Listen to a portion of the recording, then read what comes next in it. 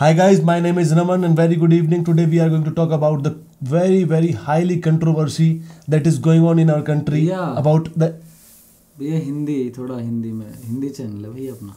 अच्छा नहीं मैं तो बस यही पूछना चाह रहा था कि स्टेडियम का बवाल क्या चल रहा है आजकल हमारी कंट्री में। बड़े हैवी ड्राइवर लग रहे हो। अरे ना नाम तो कहते बिल्कुल फुल देसी हैं जी, ऐसी कोई दिक्कत ना है। तो जी जनता जो आज हम बैठे हैं यहाँ पर जिस टॉपिक के बारे में चर्चा होने वाली है वो है जी नरेंद्र मोदी स्टेडियम के बारे में। तो हमारे नमन भाटी जी कुछ सवाल लेके आए हैं जनता की तरफ से। जी हाँ, बस यही कह सकते हैं। जनता के प्रतिनिधित्व हैं, जनता का प्रतिनिधित्व कर रहे हैं। हम जनता का कोई प्रतिनिधित्व नहीं कर रहे हैं। हम बस अपने प्रिय भाई जी से पूछना चाह रहे हैं क्योंकि ये थोड़े सक्रिय हैं इन चीज़ों में कि ये स्टेडियम पहले था, अब इसका नाम बदला गया है, क्यों बदला गया है, क्या कारण रहे हैं, लोगों को इससे परेशानी क्या हो रही है, इतनी कंट्रोवर्सी क्यों हो रही है, हम जैसे लोग इसके बारे में क्यों बात कर रहे हैं। तो यही बस आपसे जानना है। उम्मीद करते हैं कि आप भली भांति इनके उत्तर दे पाएंगे। मोदी जी को यार तो मैं भी जो सारी बता दूंगा भाई। तो जो ये स्टेडियम है इसका नाम पहले सरदार पटेल स्टेडियम था जिसका अब नाम कर दिया गया नरेंद्र मोदी स्टेडियम। तो क्यों नाम चेंज किया गया उसके पीछे 2-3 रीजंस हैं। सबसे पहला रीजन ये है कि जब हमारे मोदी जी गुजरात के सीएम थे प्रधानमंत्री बनने से पहले, तो गुजरात क्रिकेट एसोसिएशन के वो प्रेसिडेंट भी रहे थे। तो उस टाइम पे जब वो ग्राउंड उन्होंने देखा तो वो चाहते थे कि इस ग्राउंड को थोड़ा बड़ा किया जाए क्योंकि 49,000 वहाँ पे कैपेसिटी थी। मोदी जी फिर प्रमोशन हो गया, मोदी जी का पीएम बन गए। वाह। अब गुजरात से दिल्ली आ गए जी अपने पड़ोस में। वाह मोदी जी वाह। तो जब दिल्ली जी कह रहा हूँ, जब मोदी जी दिल्ली आए, घने पढ़े लिखे हम जी कर देते हैं हर वेद। तो जी जब मोदी जी दिल्ली आए तो मोदी जी ने एमसीजी ग्राउंड के बारे में, एमसीजी यानी कि मेलबर्न क्रिकेट ग्राउंड, जब उसके बारे में उन्होंने पढ़ा तो उन्हें पता चला कि वो दुनिया का सबसे बड़ा सिटिंग कैपेसिटी वाला स्टेडियम है। तो मोदी जी का ये विजन था और ये कॉन्सेप्ट भी मोदी जी का ही था कि अपनी कंट्री में भी कोई स्टेडियम ऐसा हो जिसकी गिनती दुनिया के सबसे बड़े स्टेडियम में हो। तो उसी को देखते हुए उन्होंने उस स्टेडियम को रिनोवेट ना करवाने की बजाय पूरा तुड़वा कर नया बनवाया। तो 2017 से उसका काम स्टार्ट हुआ था। 800 करोड़ की लागत से वो स्टेडियम बना। अब वो 2020 में जाके पूरा हुआ था। तो आज की डेट में वो दुनिया का सीटिंग कैपेसिटी के हिसाब से सबसे बड़ा स्टेडियम है क्रिकेट का। चलो जी, तो एक बहुत अच्छी उपलब्धि है, बहुत बढ़िया उपलब्धि है। तो ये बताओ लोगों को दिक्कत क्यों है इस चीज से कि नरेंद्र मोदी का नाम रख दिया है? दिक्कत तो इंग्लैंड टीम को भी हो रही है। 2 दिन में मैच हार गई। नो कह रही है मोदी जी चाल है इसमें, ऐसी विकेट बनवाई है साले 2 दिन में ढेर हो गए। अब दिक्कत तो देखो जी लोगों को भगवान से भी है, क्या करे। अब दिक्कत इसलिए हो रही है, ये बीजेपी की जो पार्टी है ये पहले से विरोध करती थी कांग्रेस का, कि कांग्रेस सारे नाम अपने नेताओं के ऊपर रखती है। जैसे बात करें अगर इंडिया में जितनी भी स्कीम है, कितने हॉस्पिटल है, कॉलेज है और स्कूल हैं, तो कम से कम 450 स्कीम ऐसी हैं जिनके नाम 3 लोगों के ऊपर ही रखे गए हैं, इंदिरा गांधी, राजीव गांधी और हमारे जवाहरलाल नेहरू जी। तो ये दिक्कत लोगों को पहले कांग्रेस से थी। अब बीजेपी पावर में आई, ये बीजेपी इस चीज का विरोध भी करती थी लेकिन बीजेपी भी वही काम कर रही है। जैसे भाई तुम कह रहे हो कि नरेंद्र मोदी पहले प्रेसिडेंट थे गुजरात क्रिकेट एसोसिएशन के जी, तो उन्होंने सुझाव दिया था कि आप स्टेडियम को बड़ा कीजिए। तो हो सकता है कि स्टेडियम की जो एसोसिएशन है या फिर गुजरात क्रिकेट जो एसोसिएशन है उसने कहा हो कि एक ट्रिब्यूट देते हैं नरेंद्र मोदी को। हो सकता है वो पीएम ना होते, कहीं और किसी पद पे होते, शायद तब भी दे देते। ये भी एक रीजन है क्योंकि प्रेसिडेंट रहे थे उसके एसोसिएशन के, फिर 13 साल वहाँ के सीएम भी रहे हैं गुजरात के। तो इतना ज्यादा सर्विस देने के बाद गुजरात के लिए इतना काम किया है, हो सकता है ये उनके ट्रिब्यूट देने का तरीका हो गुजरात क्रिकेट एसोसिएशन का। और एक बात पूछने, मुद्दा है इतना मतलब कंट्रोवर्सी के लायक? यार देखो कंट्रोवर्सी के लायक तो इसलिए है क्योंकि बीजेपी ने जो अपनी छवि बनाई है ना वो ऐसी बनाई है कि वो कंट्री में सिर्फ काम कर रही है, उनको ये नाम वाम से कोई मतलब नहीं है। और जैसे कि कांग्रेस करती थी कि सबके नाम अपने नेताओं के ऊपर रख दिए, 3 लोगों के नाम के ऊपर, तो बीजेपी इस चीज का विरोध करती रही है। तो इसलिए लोगों को अटपटा लग रहा है कि भाई आप भी वही गलती क्यों कर रहे हैं जिस गलती की वजह से लोगों ने कांग्रेस को नकार दिया है। इस स्टेडियम के अलावा बीजेपी ने कहीं और अपने नाम से कुछ किया है? यार मोटा मोटा देखा जाए तो बीजेपी जितने भी नाम चेंज कर रही है, कुल मिला के जो पहले कांग्रेस की स्कीम चलती हुई आ रही थी लगभग 23 स्कीम थी जो कांग्रेस सरकार के बाद बीजेपी ने आने के बाद उनके नाम बदल दिए। नाम बदले लेकिन नाम बदलने के बाद अपने नाम से नहीं रखे ना। जनधन योजना हो, बेटी बचाओ बेटी पढ़ाओ हो, कुछ भी हो। नहीं, कुछ नाम है जैसे कोई कांग्रेस के नेता के नाम पे थी तो उसको उन्होंने फ्रीडम फाइटर सरदार वल्लभ भाई पटेल जी के नाम पे किया।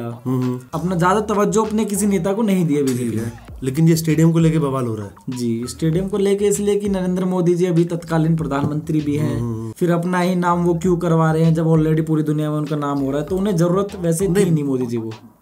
देखो अगर मोदी जी खुद करते तो और बहुत सारे मौके थे करने के, इतनी योजनाएं लॉन्च की है, उनमें खुद का नाम ले आते अगर उनको पर्सनली करना होता। देखो भाई साहब मैं अंधभक्त नहीं हूँ, लेकिन मैं एक लॉजिकल बात कहना चाह रहा हूँ कि मुझे तो यही लगता है, और कुछ हमारी जो थोड़ी बहुत रिसर्च है वो यही रही है कि ट्रिब्यूट के लिए उन्होंने नरेंद्र मोदी स्टेडियम नाम रखा है। लेकिन साथ ही साथ हम लोग इस बात से भी एग्री करते हैं कि अगर नरेंद्र मोदी नाम रखा है तो और नाम क्यों नहीं रखे जा सकते थे।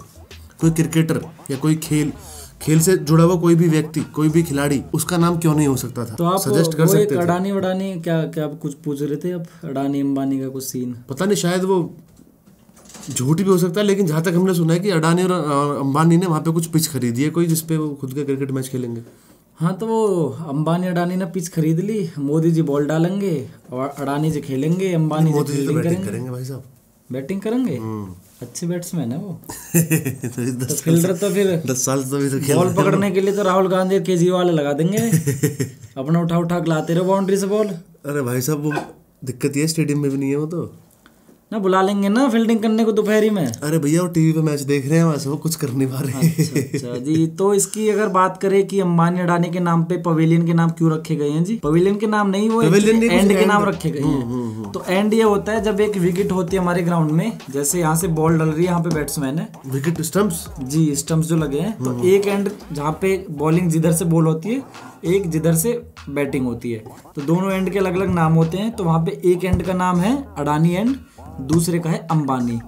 तो ये अडानी एंड जो है ये पहले से मौजूद है, कांग्रेस गवर्नमेंट से ही, मतलब 15-20 साल से नाम चलता हुआ आ रहा है। ये अंबानी एंड जो है, अंबानी एंड नहीं, एक्चुअली रिलायंस एंड उसका नाम है। तो उसके लिए उन्होंने 250 करोड़ दिए हैं, और अडानी एंड के लिए भी उन्होंने 250 करोड़ दिए हैं 25 साल के लिए जी। सिर्फ ये एंड्स के लिए, बस उनका नाम रखवाने के लिए उन्होंने 250 करोड़ रुपए दिए हैं कि जब इधर से बॉलिंग होगी तो bowling from Ambani and, bowling from Adani and. भाई के पास मोटा पैसा, कोई दिक्कत ना हो। लेकिन 250 करोड़ दे सकते हैं, 250 करोड़ में तो एक और स्टेडियम बन जाता। यार देखो, एक्चुअली स्टेडियम बनाने के लिए बहुत चीज़ें होती हैं, बहुत क्राइटेरिया फॉलो करना पड़ता है, एक वो लंबा एक प्रोसीजर हो जाता है। इन्होंने नाम रखवा लिया। अब जब भी 25 साल तक कोई मैच होगा, मान लो बॉलर बॉल फेंक रहा है, तो करोड़ों लोग मैच देखते हैं, 100, 150, 200 करोड़ दुनिया में। बिल्कुल बिल्कुल। तो जब बॉलर बॉल फेंकने आएगा तो नाम आएगा कि अंबानी एंड से बॉल हो रही है, अडानी एंड से बॉल हो रही है। एडवर्टीजमेंट होगी उनकी 25 साल तक। एक तो प्रमोशन होगा उनका, सीधी सी बात है, और दूसरा नाम हो रहा है बेसिकली उनका। प्रमोशन के साथ साथ ही दुनिया उनका नाम जानेगी। मतलब सही है 250 करोड़ देने।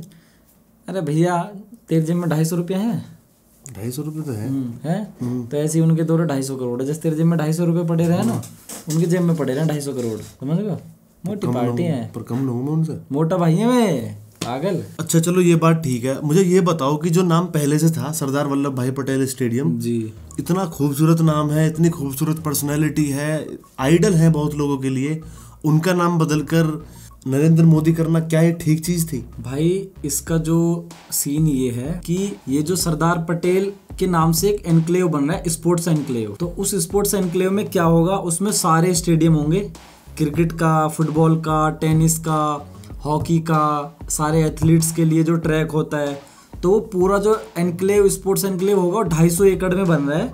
उसके अंदर ये खाली एक क्रिकेट का स्टेडियम है। तो उस एनक्लेव के अंदर स्टेडियम का नाम नरेंद्र मोदी स्टेडियम है।